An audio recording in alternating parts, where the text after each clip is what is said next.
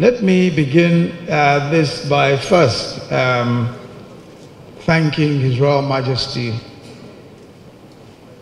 And you have already heard of my title. I'm sure you have all heard.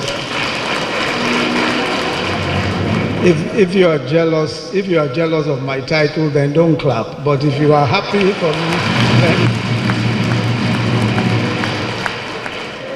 I want to commend His Royal Majesty for the very kind gesture of conferring on me just this morning the special privilege of the title of Madugu Jiha NASARAWA.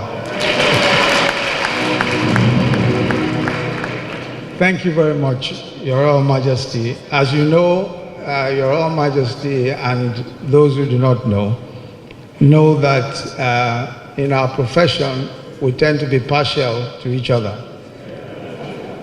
As one of the most distinguished justices of our Supreme Court, I practiced before His Royal Majesty many times. And so sometimes I call him my Lord instead of His Royal Majesty. But I think he's both His Royal Majesty and my Lord. Let me commend the dynamic governor of this state, Engineer Abdullahi Sule, and his team for the excellent innovation of this job fair for employability and entrepreneurship. Your state is also one of the few that has a Human Capital Development Office.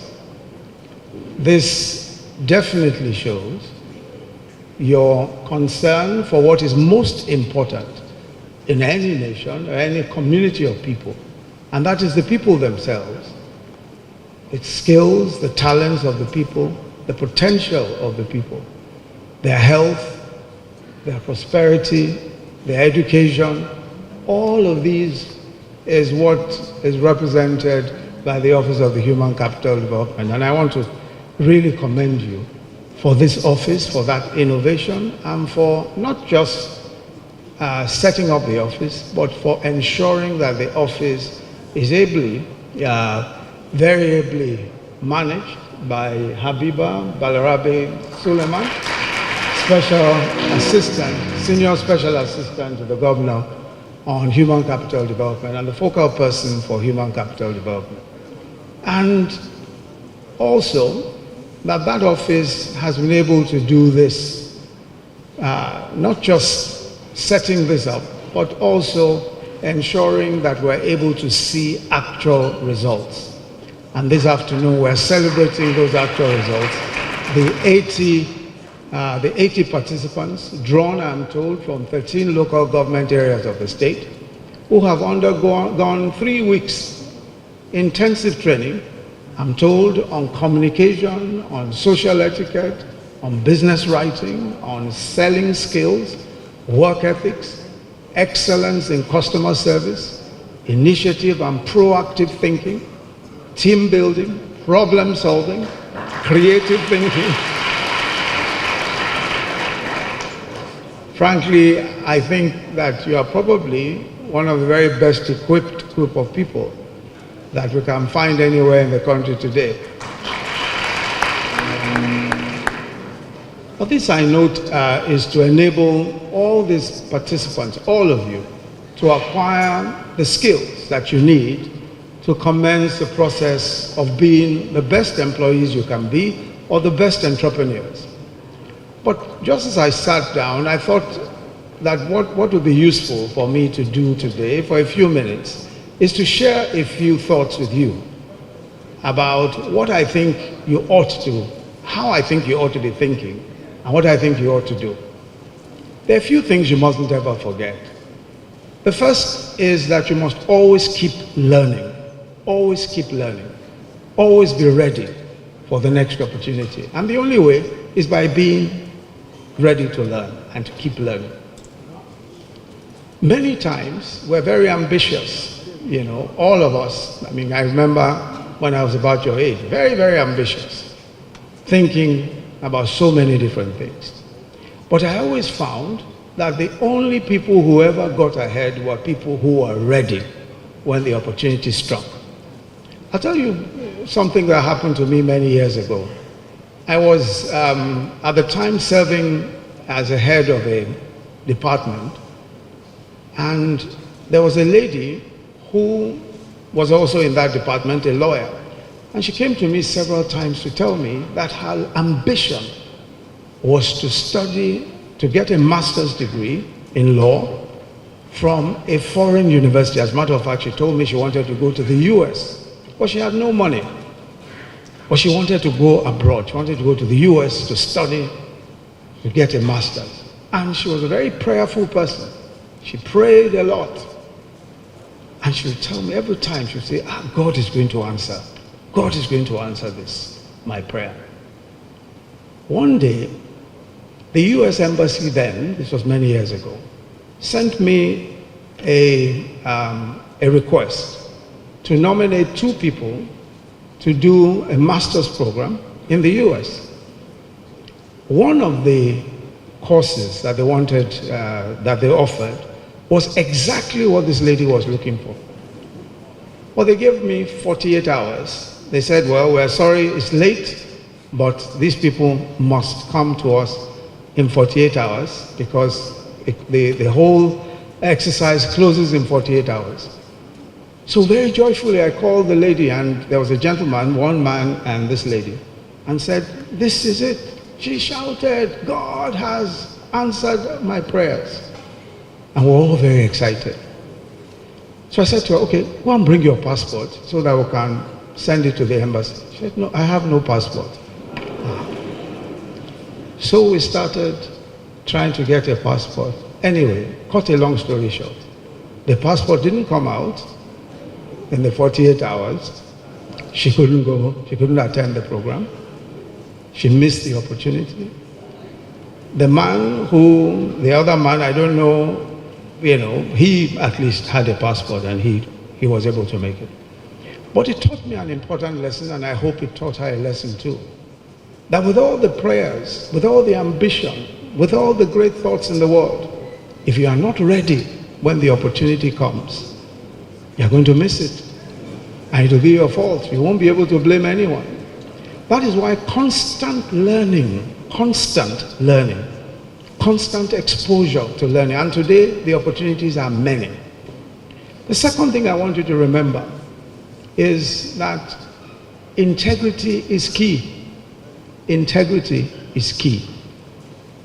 Now, when you tell people about integrity, they think, oh, it's just people advising you to be honest. Maybe it's nice to be honest. Maybe it's a good thing. Maybe it's a godly thing. But let me tell you what. The truth is that integrity pays. In other words, if you happen to be a person who can be trusted, if you can be trusted, you will go places. Because everybody in the world, even thieves, are looking for honest people to keep their money with. Do you know that? Everybody in the world is looking for an honest person.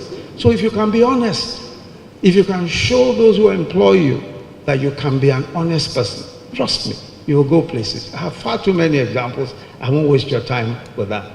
Third thing I want you to take note of is that the richest people, the most successful people, are those who add value. They are those who add value. Those who solve problems, they add value.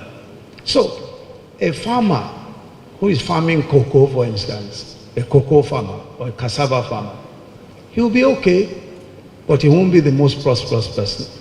The person who will be most prosperous is the one who can process that cocoa and make it into chocolate, or who can process that cassava into the various things and sell it.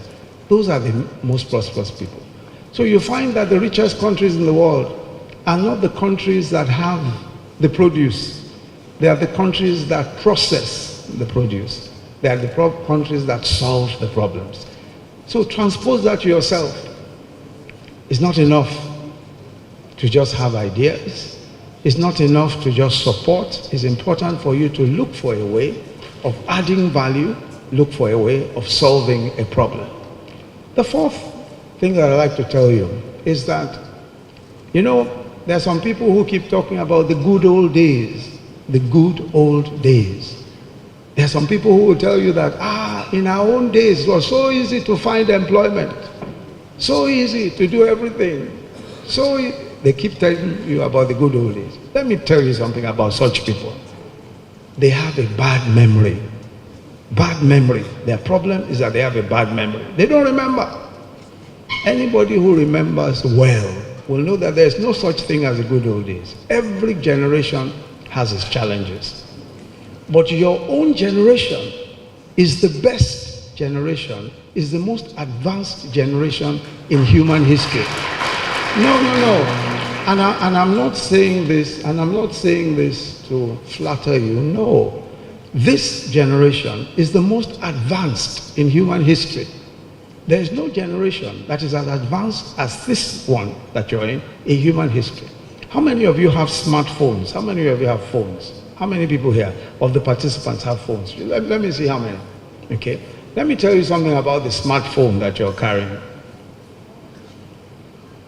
In 2012, a gentleman called Farid Zakaria. Farid Zakaria is a CNN journalist and comes on very frequently. He was speaking at a Harvard dinner, and he said that the smartphones that people were carrying then in 2012 had more computing power than the Apollo 11, that Apollo spacecraft that carried people to the moon. That was in 2012. I met Farid again in 2018 or 2019 and told him, I reminded him of what he said. He said, now, the smartphones even have 100 times more computing power than that Apollo spacecraft that landed people on the moon. So what you even have in your hands alone is more technology than took people all the way to the moon. And you have that in your hands today. And somebody wants to remind you of the days of black and white television and tell you that those were the good old days. The days when we didn't have social media. The days when we didn't have... Let me tell you what, there are people who are here of my age or possibly older who when they heard a phone ring, they would dance.